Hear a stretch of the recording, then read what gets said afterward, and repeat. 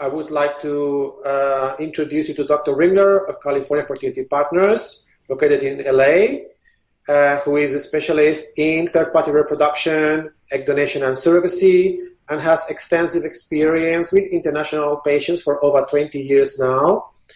I'm going to open a slide presentation, but first of all, I would like to give the opportunity to Dr. Ringler to introduce himself, and then we can start with the slides.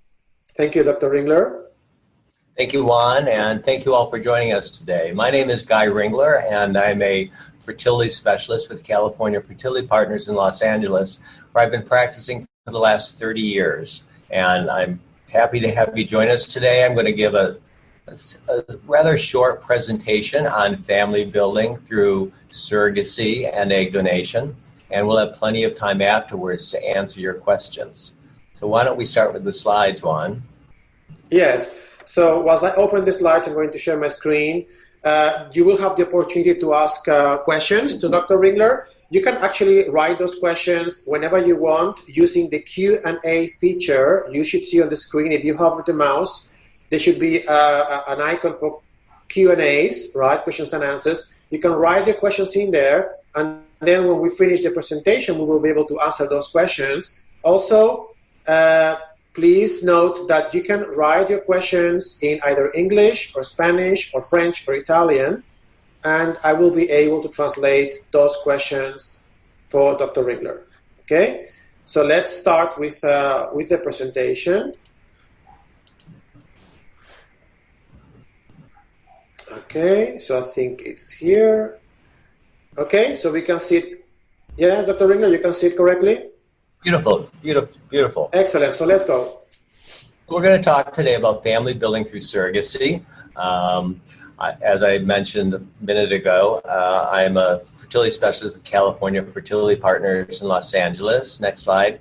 And our program helped create some of the world's first IVF babies. So we can proudly say our babies are now 30, and they're actually having babies of their own. So we have a long-standing history of being innovators in the field of IVF, and have been making babies for a long period of time. Next slide.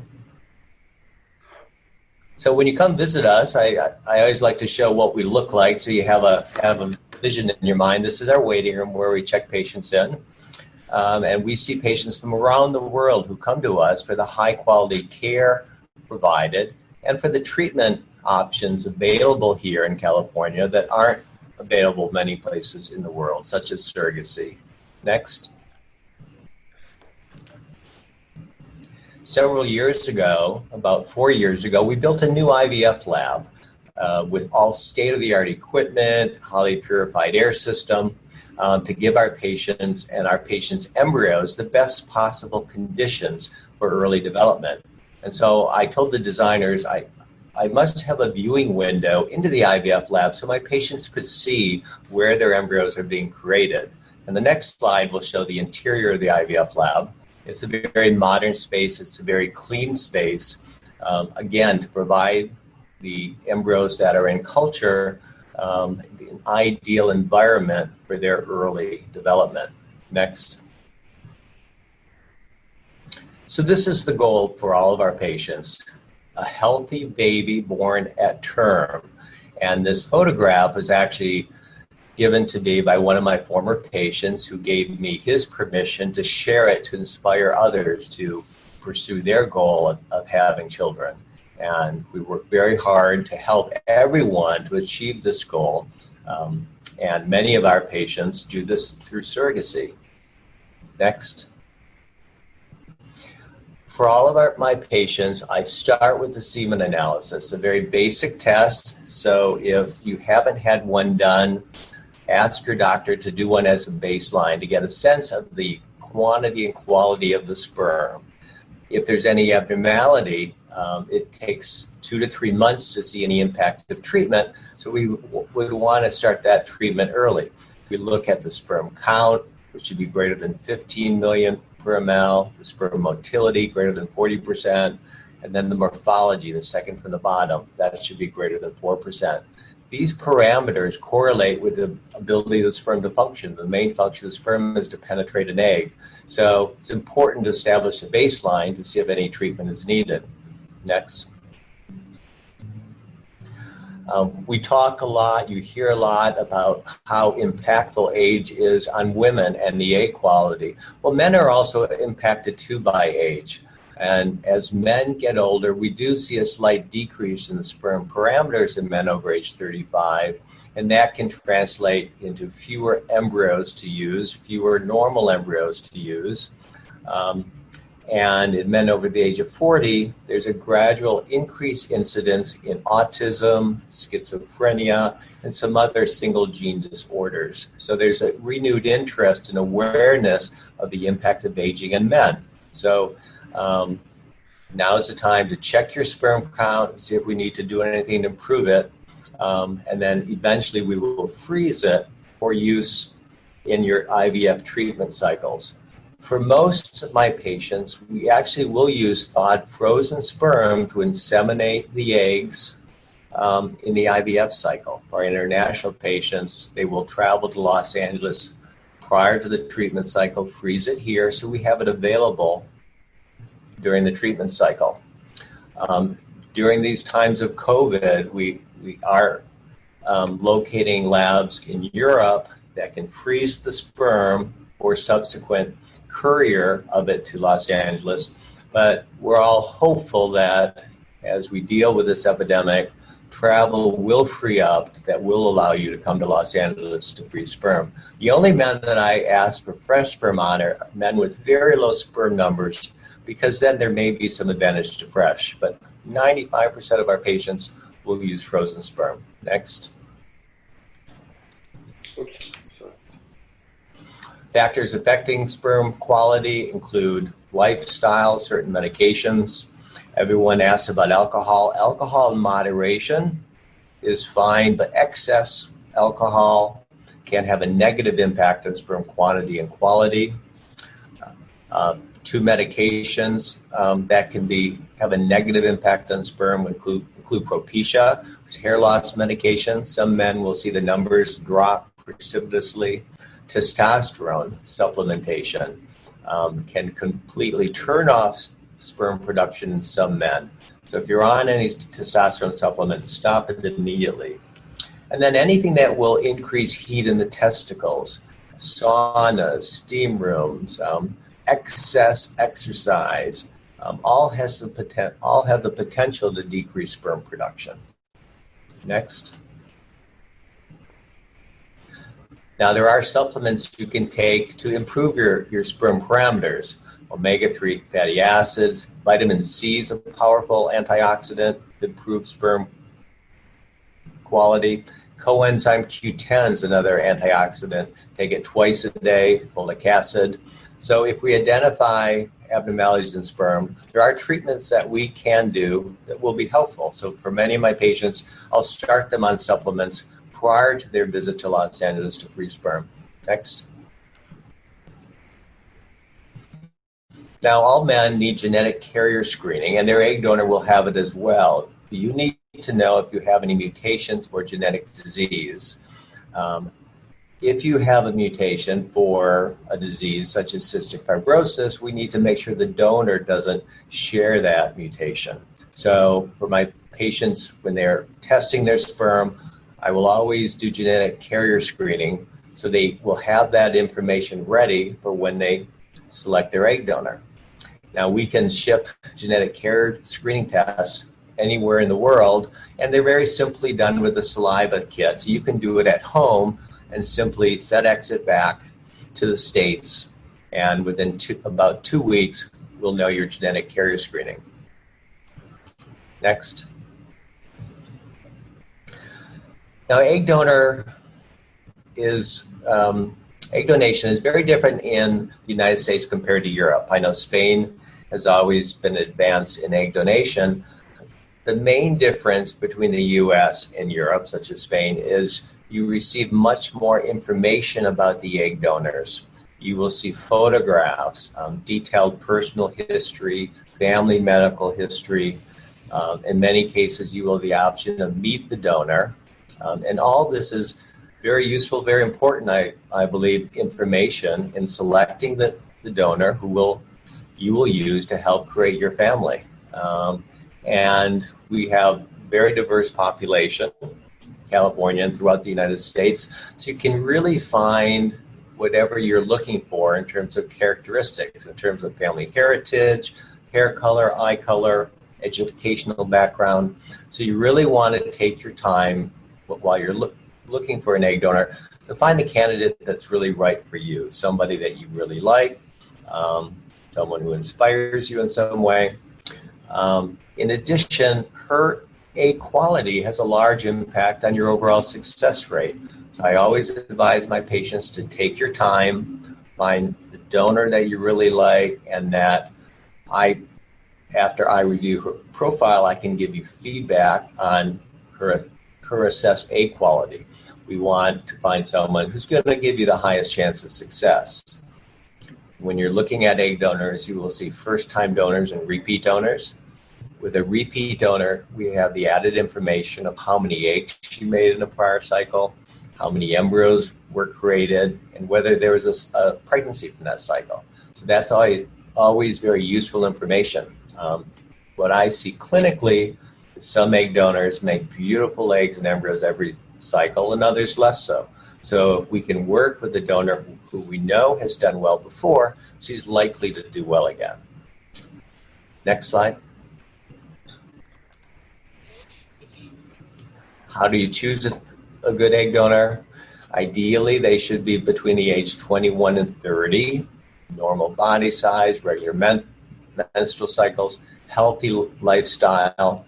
And for a first-time donor, we always make an assessment of what we call ovarian reserve.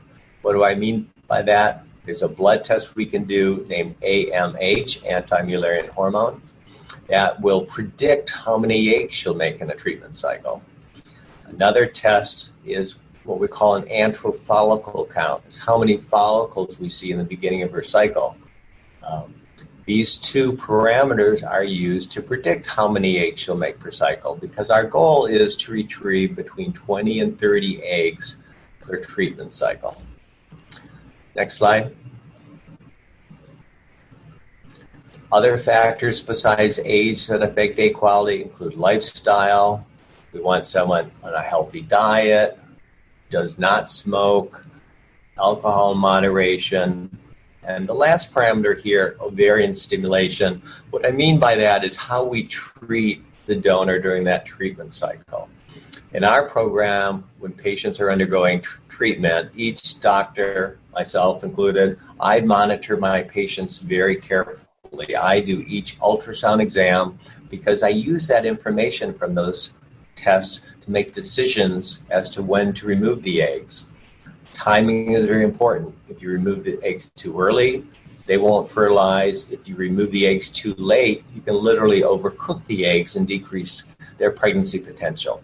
So you want to make sure that your egg donor is monitored carefully by your physician to give you the best possible outcome. Next. So this is an ultrasound image. Probably most of you have not seen. Those little black circles, those are follicles in the ovary. So the follicle is a unit structure in the ovary that contains the developing eggs. There's one egg per follicle. So when I do an ultrasound of the ovaries at the beginning of the cycle, I want to see a whole group of follicles as shown in this image. The more follicles she recruits every month, the more eggs that can be recovered. So follicle number and the measurement of AMH level will predict how many eggs she'll make. In the treatment process, the egg donor takes daily injections of hormones. So she comes in on the second day of her cycle. She starts hormone injections. I see her every 2 to 3 days. Approximately 11 to 12 days after the start of injections, we will retrieve those eggs. It's a simple surgical procedure. I insert a needle into each follicle to collect all those eggs, and they're taken to the IVF laboratory, which is in the adjacent room. Next. On that day, we will inseminate those eggs, usually with our thawed frozen sperm. So if we have a gay couple with 2 sperm providers, we can divide the eggs into 2 equal groups or proportionally according to the wishes of the intended parents. We will inseminate 1 sperm into each egg using a technique known as intracytoplastic sperm injection, or ICSI, ICSI. ICSI provides a high fertilization rate of approximately 75 to 80%. So the day following egg retrieval, we call day 1 of culture, we will see a fertilized egg or 1-cell embryo. The next phase in IVF is we keep them undisturbed in culture until day 5.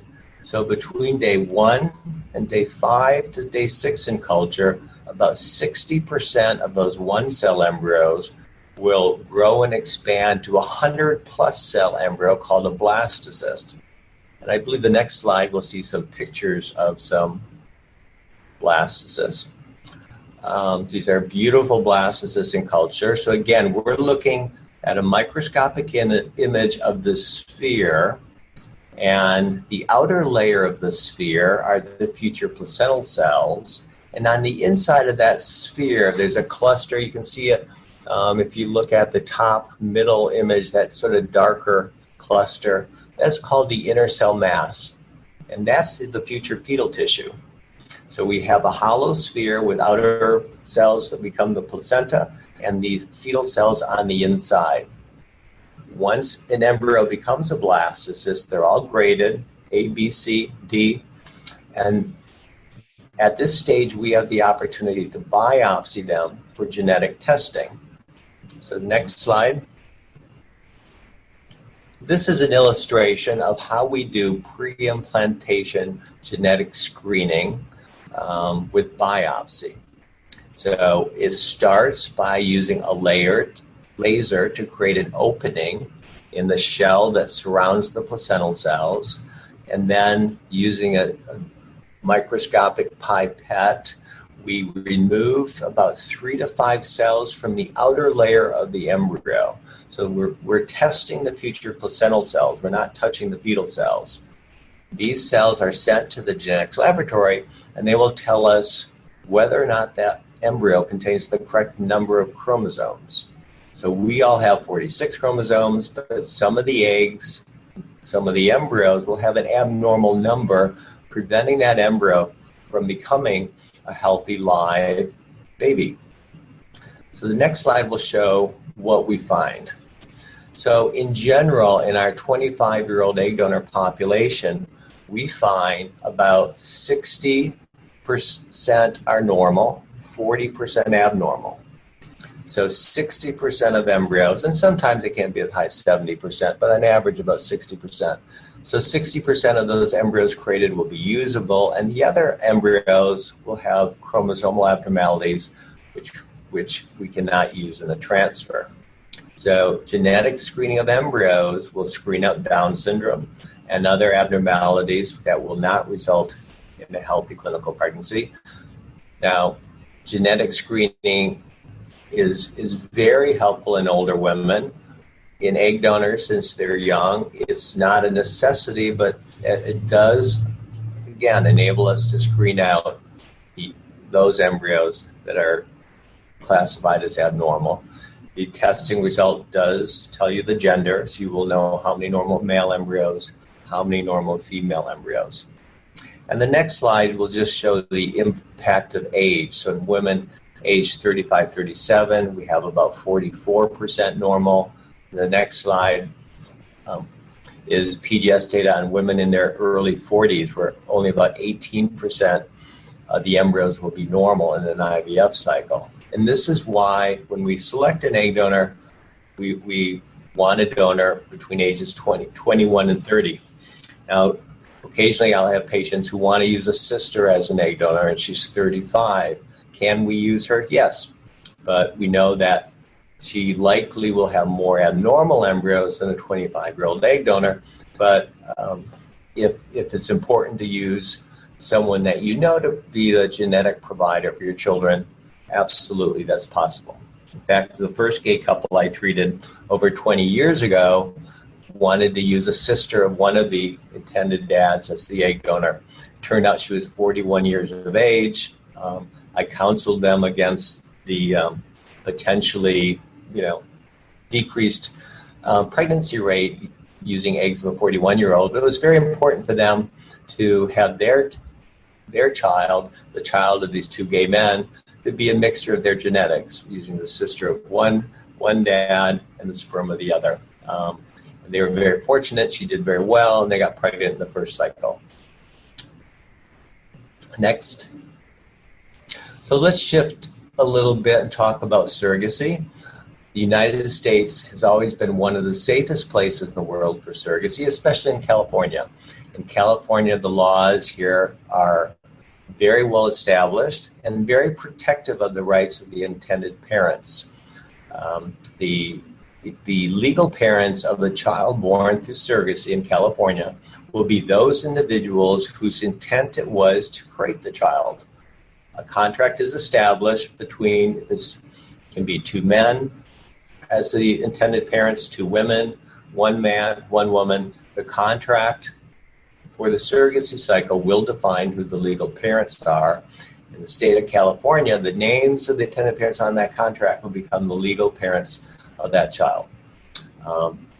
And surrogates are amazing women who offer to help other individuals to become parents like they are. So they dedicate a year of their lives to carry the pregnancy just for that one day where they can hand over the baby, say congratulations, you're now a parent too.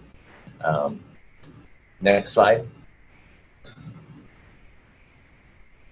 So the requirements for gestational surrogate, they're between the ages of 21 and 45 years of age, and they have to have had history of at least one uncomplicated pregnancy with delivery at term, and ideally not more than 5 vaginal deliveries or 3 prior C-sections. They need to be in good general health and have a stable, supportive family environment. I can say for all surrogates, pregnancies are easy. They enjoy being pregnant. And so for them, pregnancy is not difficult. It's enjoyable. And they're really doing this to help others, become parents. Next. So now we have our embryos created, genetically tested. We've screened our surrogate mother. All the contracts are signed. We're ready for the embryo transfer. In most cases today, we will select a single embryo for transfer. And that was not always the case. 5-10 years ago, we would, commonly transfer 3 to 5 embryos. But today, with the advent and development of genetic testing, which is highly accurate, in most cases, we transfer a single embryo because we know it's chromosomally normal. We know that embryo is going to have a high chance of implantation success rate. We can avoid the complications of a twin pregnancy or a triplet pregnancy by just transferring that single embryo. And transferring that single embryo created from an egg donor genetically screened has a very high pregnancy rate. And we can avoid some of the complications of a twin cycle, a twin pregnancy. Now, I do have patients that want to have twins. They want 2 babies at the same time. We can transfer up to 2. Another option some of my patients are electing is to have 2 surrogates and putting one embryo into each surrogate to avoid the complications of a twin pregnancy. Next. So if we look at this first column on the far left, these are pregnancy rates using donor eggs into a surrogate, and the tall blue line is a positive pregnancy test, a little over 80%, and the other 2 columns are clinical pregnancy rates, and these are near term delivery rates of about 65%. So transferring a single embryo from an egg donor into a surrogate is really enabling us to achieve high pregnancy rates for most individuals. Next slide.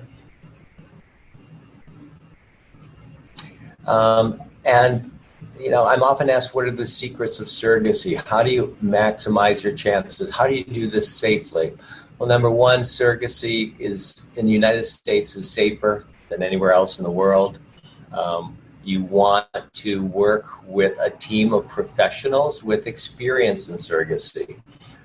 We have a lot of surrogacy agencies that provide the surrogate mothers I work with. And so I work with some of the top surrogacy agencies in the world. You want to work with a surrogacy agency with experience that does numbers, 50 or more, 50 to 100 cycles a year. You want to work with an experienced IVF program with experience in surrogacy that's familiar with all of the requirements in terms of infectious disease screening, psychological screening on all of the individuals. You want to work with an IVF clinic that is very experienced in the freezing and thawing of embryos. And you want to have support staff in terms of nurses and assistants at the agency to help guide you through this process. I can proudly say that I have an amazing team of nurses that help me in the care of my patients with communication throughout the process. So we do see patients from around the world, and thankfully with the internet, of course, communication is not a problem. Even though you live in Europe, you will be communicated with, updated each step along the way. I think that's really important. Second bullet point, attention to detail. That's my job. There are a lot of details here. My job is to make sure that each variable is as optimal as possible. I want to start with the highest quality sperm because to inseminate the eggs of the highest quality. And I have an amazing IVF lab that I know is going to give these embryos the best possible conditions. And so you need someone to watch over all these details to help you, achieve a high success rate. Egg donor selection, again, I believe egg donor selection is critically important. Not only do you have to like her, but she needs to be someone who's capable of making a sufficient number of high-quality eggs. I mentioned earlier, I ideally like to retrieve between 20 and 30 eggs, because 20 and 30 eggs retrieved will result in somewhere between 4 and 8 normal embryos. So we want to make sure that we generate a sufficient number of normal embryos to give us multiple attempts at a pregnancy, because I want to ensure that you result in a baby from the cycle and maybe have backups for a second child for the future. The IVF lab, you want to ask the IVF programs that you're talking to about their experience in egg donation surrogacy, their experience in genetic screening of the embryos, and their experience in the freezing and thawing of embryos. The survival rate today of freezing and thawing of blastocysts is 97 to 99%. And lastly, you want to work with a team of professionals that make you feel cared for, that you can trust to help you really carry out this very important chapter in your lives. I am committed, my staff are committed to helping all of our patients become successful. I have the best job in the world. I get to help make babies. And so it's a pleasure for me, and we all enjoy helping our patients from around the world become parents. So Juan, I think we can take questions. I know that's a lot of information, but hopefully it's triggered some questions along the way. Yes. So let me stop the screen share so they can see us in the screen. That's it. And then we can take the questions from here. As I said before, please feel free, if you prefer to ask questions in either French or Italian or Spanish, that's also fine. You can do that. So we have here a question asking if it's possible to ship sperm to LA from abroad. Yes, the sperm can be frozen in Europe, and It needs to be sent by courier to get through customs, and it can be shipped here. We have received sperm and embryos and eggs, actually, from all over the world. Now, with surrogacy, it is required that the sperm provider has blood tests done for infectious disease screening within a week of providing the sperm sample. But we have a specially prepared kit we can FedEx to you, have your doctor draw your blood, FedEx it back in order for us to safely use that sperm. Perfect. Okay. Any more questions? Anybody? Please feel free to ask any questions you may have regarding the IVF process or the egg donation process or the surrogacy process for international parents. Okay, so how long is the whole process? Another question. That's a great question. From selection of the egg donor to starting the treatment cycle is usually 6 to 8 weeks. So once we create the embryos, and embryo creation is just a 2-week process. So now we have our embryos created and frozen. The next step is to be matched with the surrogate mother. Matching with the surrogate mother will take another 3 to 4 months. Once you're matched with the surrogate, you can be doing a transfer 6 weeks later. So from start to finish, from saying, yes, I want to do this today, to having a baby, is probably about 1.5 years. Wouldn't you say, Juan? Yes, I think 18 months is the average that normally is expected from a journey like this. Sometimes it can take shorter if everything goes like, very fast from step to step, or it can take also a bit longer. But on average, 18 months, I would say that's correct. And it used to be 5 years ago, we would never start the IVF treatment until we had a surrogate lined up, egg donor lined up. But today, due to the success rate of freezing and thawing of embryos and genetic testing, we start with egg donor and creating embryos. And then once we have embryos frozen, then you'll be matched with a surrogate. In fact, most agencies will not match with the surrogate until they know you have embryos frozen. Now, there's greater demand for surrogacy than supply, so it used to be you could find a surrogate with 1 month. But I think today it's generally 3 to 4 months to be matched with the surrogate. So when you're starting to research, I always give my patients the name of several surrogacy agencies to talk to. Like I said, we're fortunate we have some of the top agencies in the world here in California and the United States. They all have slightly different philosophies, personalities. I recommend my patients to talk to a couple to see who they feel most comfortable working with. Excellent. We have another question here. Is it possible to find an open, non-anonymous egg donor? Yes. I think about 50% of egg donors are willing to be open and to meet.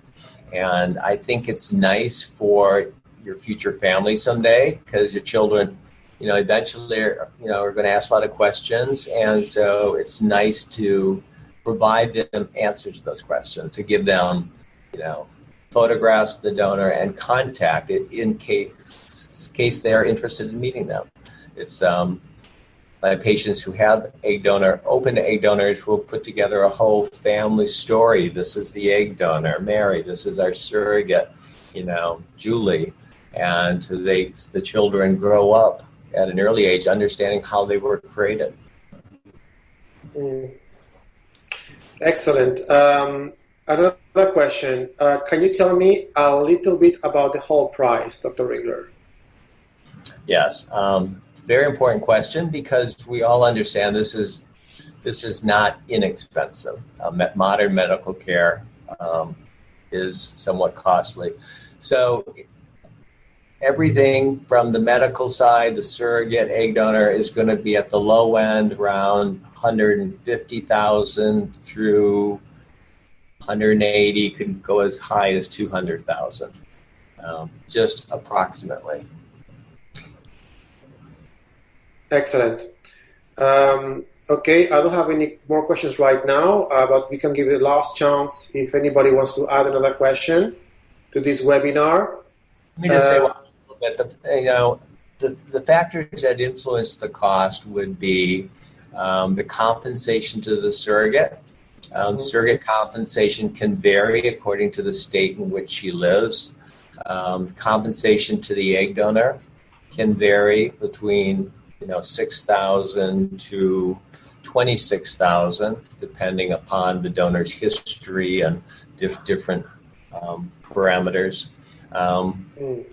We always try to help patients with their budget. So if you tell me what your resources are and how, if you need to find ways in which to keep prices down, we can help guide you along the way.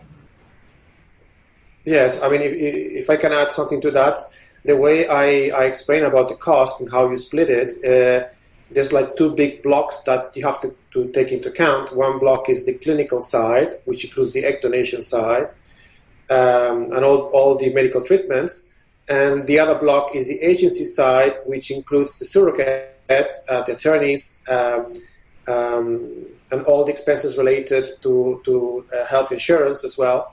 And then if you split the cost between the two blocks, you will find that about 2/3 of the cost correspond to the surrogate, agency, attorney, and the insurance part, and about 1/3 normally corresponds to the clinical side, just to have an idea how that works. But of course, what we recommend to do is in a private consult with Dr. Ringler or myself or both of us, we can go into the detail, and especially for your personal circumstances, to give you more accurate information according to what you need. And you will have an opportunity to book a consult, a complimentary consult with us, and I will be reaching you via email to offer this opportunity. Okay, so we can continue the conversation.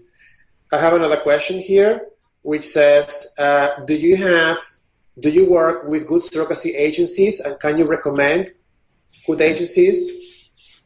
Yes, I'm very, very happy to recommend agencies to you. It would be best if we schedule an individual consult time just to review the process and talk, so I can hear about your personal story and what, before I make specific recommendations. But we have wonderful agencies that we work with. That you want an agency that's very professional, is very thorough, that they pay a lot of attention to the details. And the surrogacy agency is important because they're not only making this match with this woman, but they're guiding you through the process from the start until the baby's born. As is the reproductive attorney. The surrogacy agency, the reproductive attorney, is going to help you with the baby's passport and the legal documents at the time the baby's born. So you want to make sure that someone is going to help guide you through that process. I help you in the beginning of the process until the conception. I follow patients until they're about 10 and a half weeks pregnant. And then the surrogacy's medical care continues with her obstetrician, who's usually the obstetrician who delivered her babies. But I'm always available for my patients afterwards. Oftentimes I get emails where they ask me about pregnancy questions, just for a second opinion. So, I'm always available to help you along the way. We don't say goodbye after your surrogate leaves.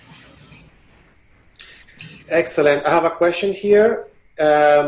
Is there any problem for a couple with HIV to go for surrogacy? For sperm providers, we can work with HIV positive sperm providers.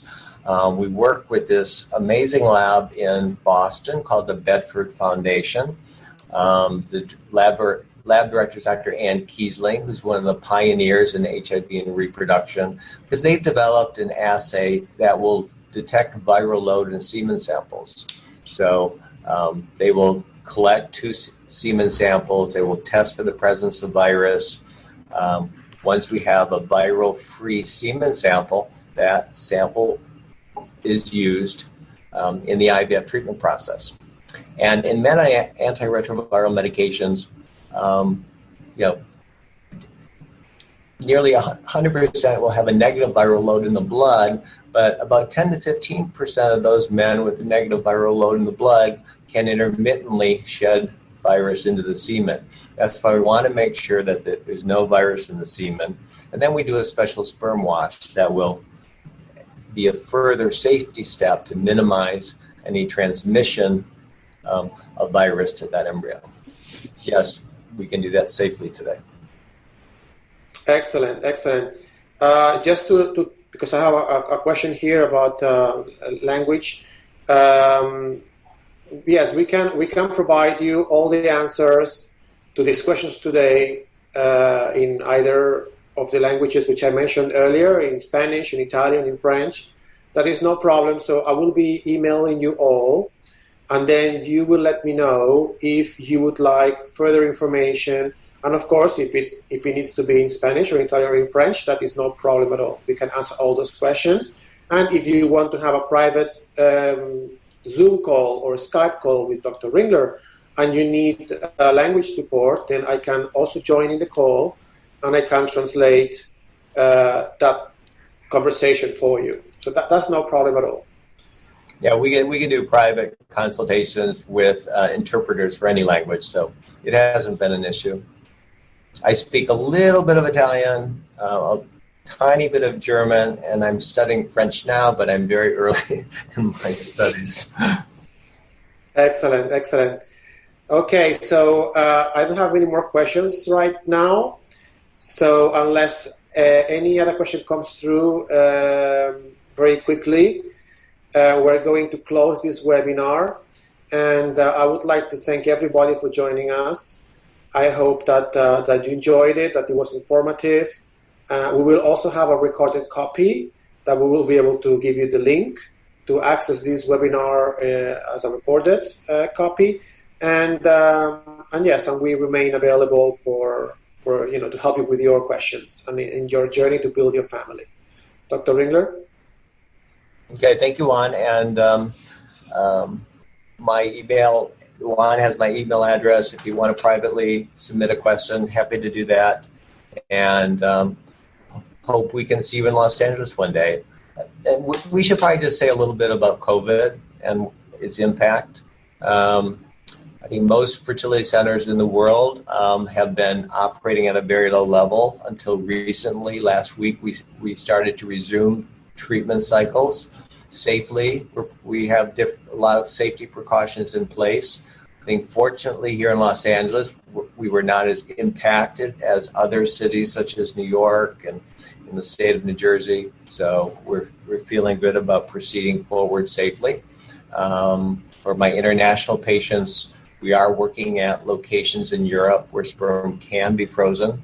The other option, of course, would be to wait until air travel opens up, which hopefully will happen by this summer. And then you could simply travel to LA, free sperm for it. You only need to be here one day, really, and then you could travel home. So, but we will all get through this together. There's no evidence that COVID virus can be transmitted through eggs or sperm. Where there are ongoing studies looking at the risk of a COVID infection in pregnancy. There's not a lot of information. The early studies out of China suggest that pregnant women who are pregnant and become infected do not have severe illness as compared to the other coronaviruses like SARS and MERS. So this virus does not seem to be as impactful as those prior coronaviruses. Next month we will be resuming frozen embryo transfers. And I have to say the surrogates that I've been seeing are very committed to staying safe and healthy, not only for their pregnancy that they're carrying, but they have families themselves. They have children at home, and so they're very committed to being safe and avoid infection, to stay healthy for their families as well as the pregnancy.